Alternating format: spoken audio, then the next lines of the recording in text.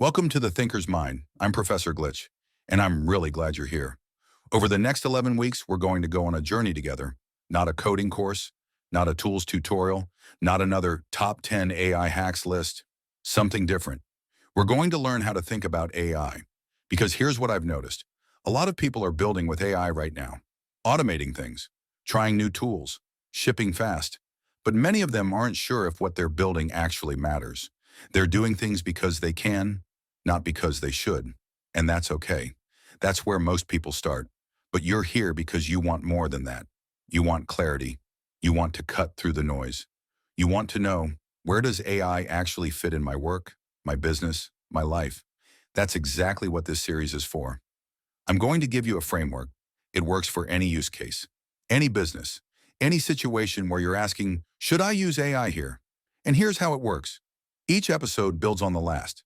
You'll watch, you'll think, and you'll do a small assignment. Not busy work, real work that adds up. By episode 11, you won't just understand AI differently. You'll see the full picture. So take the assignments seriously. They're how this works. And trust me, this might be the most valuable thing you learn about AI. Not the tools, not the code, the thinking. I'm excited to have you here. Let's get started.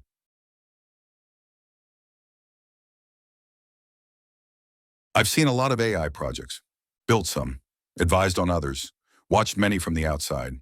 And here's the pattern I keep seeing. The ones that fail, they don't fail because the model was bad. They don't fail because the tools weren't powerful enough. They don't even fail because the people weren't smart.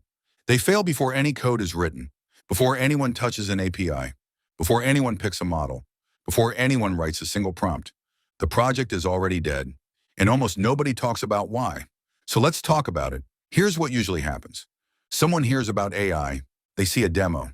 They see what GPT can do, what agents can do, what automations can do, and immediately their brain jumps to, how do I add AI to this? How do I automate this with AI? How do I build an AI version of this?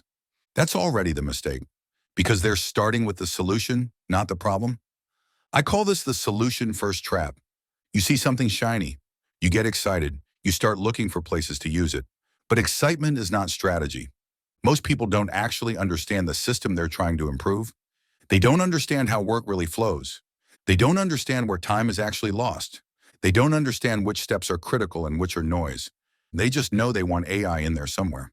So they force it. They shove AI into places where it doesn't belong, into processes they don't understand, into workflows they've never mapped, into decisions they can't even explain. And when you do that, one of two things happens. Either the AI does nothing useful, or, and this is worse, it creates more complexity than the original problem. Now you have the old mess plus a new mess on top of it, and you're paying for both. Let me give you an example. I talked to a founder last year.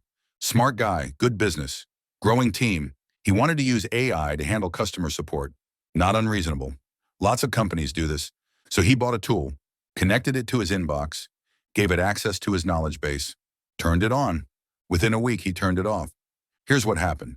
The AI would answer questions, but the answers were technically correct and completely useless. A customer would ask about a refund.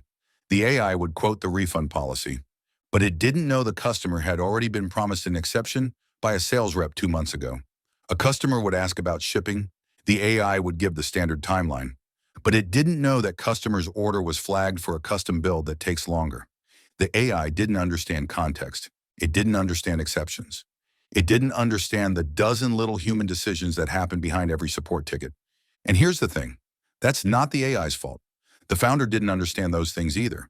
He had never mapped how support actually worked. He didn't know where the exceptions came from. He didn't know which tickets needed human judgment and which didn't. He just thought, support is repetitive. AI can do repetitive. Let's go. That's the solution first trap. He tried to automate a system he had never actually looked at, and the AI faithfully reproduced all the chaos he didn't know was there.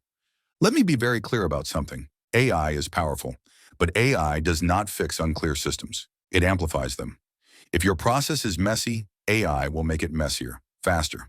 If your inputs are vague, your outputs will be confidently wrong. If your system has hidden dependencies, AI will trip over every single one.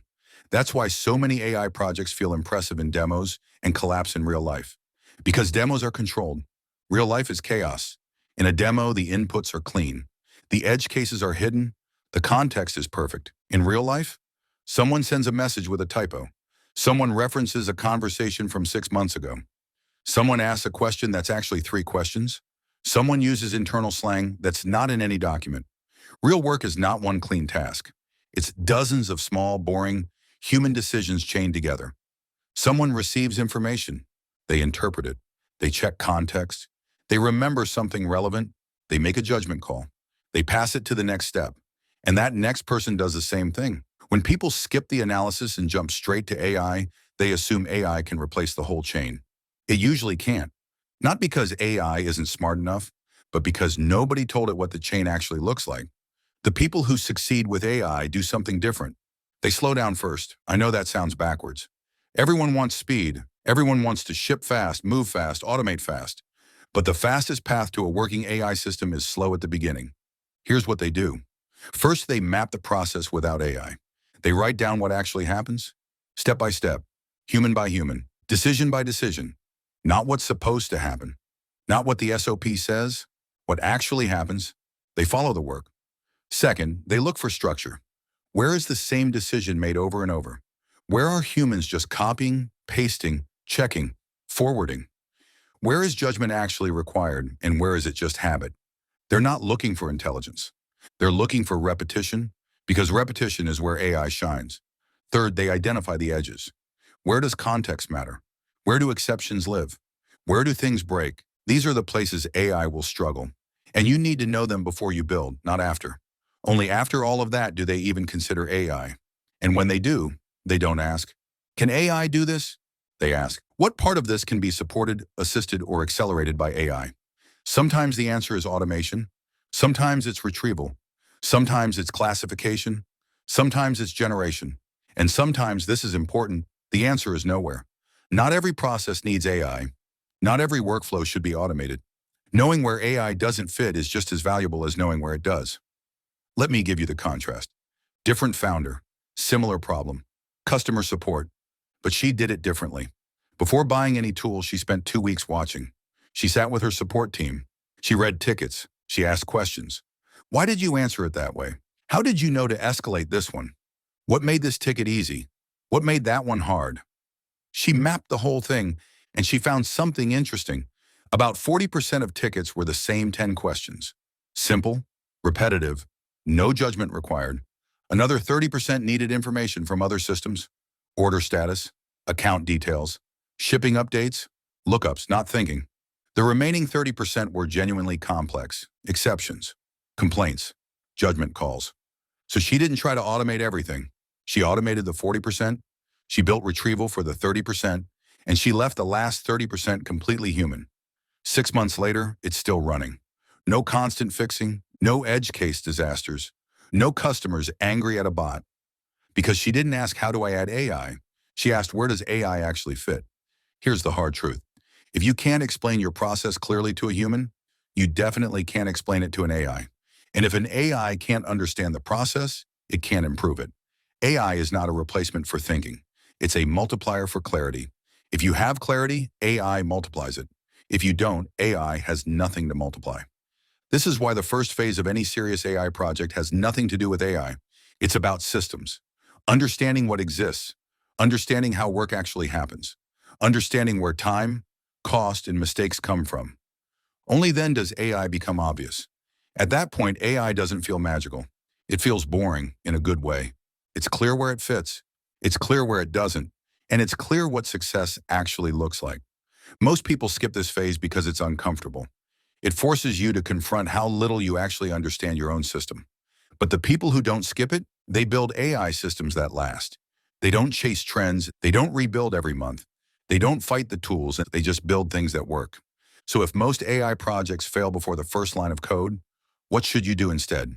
In the next episode, I'm going to give you the framework, a way to think about AI that puts everything in the right order. Systems, automation, intelligence, agents. Each one has its place, and skipping layers always backfires. I'll see you there.